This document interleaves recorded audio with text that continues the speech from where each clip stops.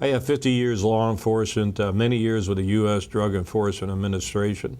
I spent 4 years in Mexico City as regional director. I had offices in Panama, Argentina, worked with General Noriega in Panama and Argentina, but 4 years in Mexico City as the federal law enforcement official, diplomatic attaché. So my job was to stop the international drug traffic coming in across our U.S.-Mexican border from Mexico and South America and Central America.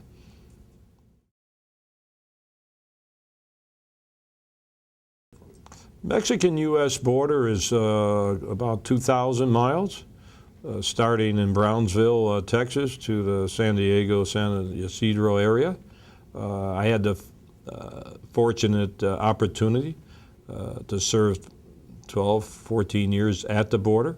Not only was I head of the DEA in Mexico City, but I also was head of DEA in Texas, so I covered that border. Head of DEA in Arizona, so I covered that border.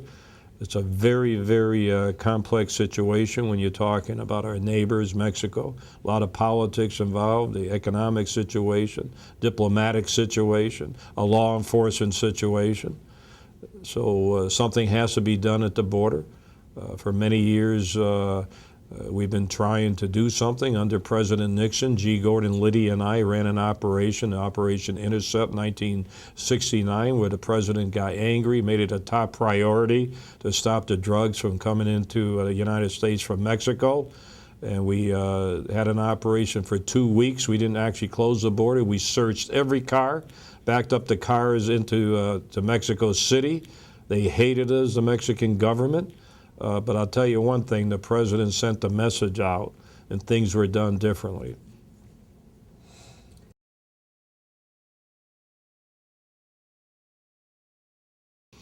The immigration laws here in Arizona and the United States is normally people say it's a federal violation, blame the feds all the time for not doing their job.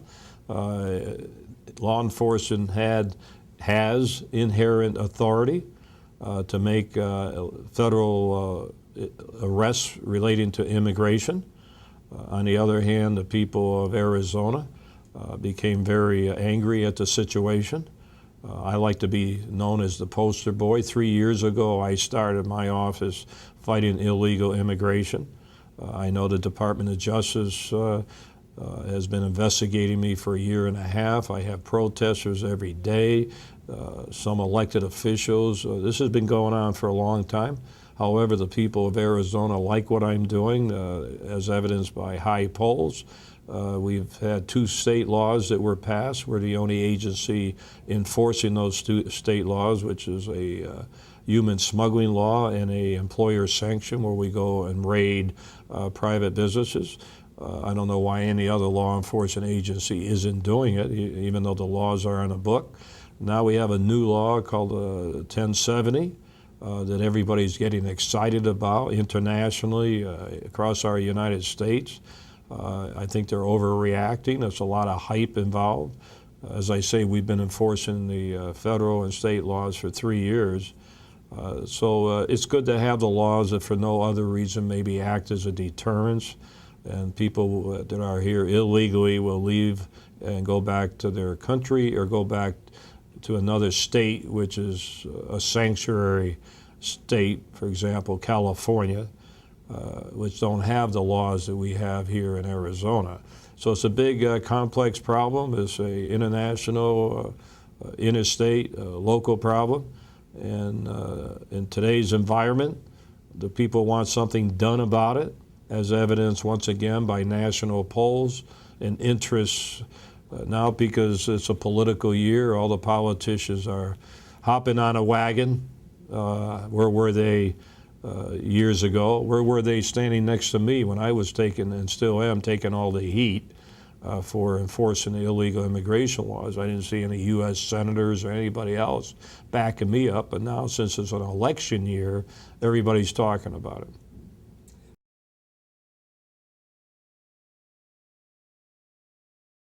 There's been talk of several states looking at their legislature about passing laws patterned somewhat after ours. But don't forget, even our new law is patterned after the federal law anyway.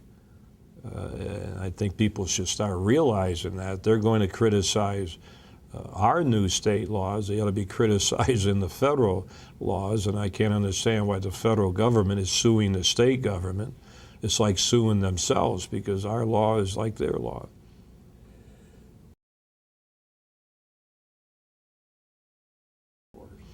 The federal government has for years, especially now with all the politics involved, emanating from the White House, they have been trying to increase the vigilance at the border with more Border Patrol. I don't believe in the National Guard that they're going to send 1,200 down there. That's ridiculous. That's a token number of people. When you divide 1,200 National Guard by 3, because they sure don't work 24-hour shifts, what do you have? 300 for a 2,000-mile border? That's nothing. I don't know why people fall for that gimmick.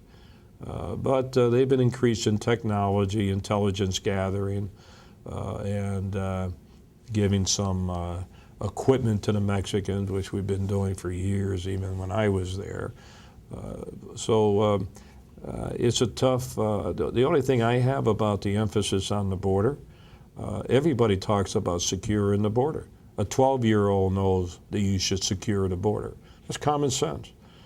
I think they emphasize that because they don't want to address the fact that we have 12 million people, so they say, in the interior of the United States, because many elected officials, politicians want amnesty, including the White House. So if you throw all the heat to the border and don't enforce the laws within our country, illegal immigration laws, that's what they want. They just want to blame the border. I hit it from all angles. You don't just do it at the border. You do it in the streets of cities across our nation, and if anybody has violated a law for coming into this country illegally, they should be dealt with and thrown in jail. That's my philosophy, and the reason I say that, because I do know they want amnesty. I do know they don't want to arrest in the workplace people here illegally because they get cheap labor.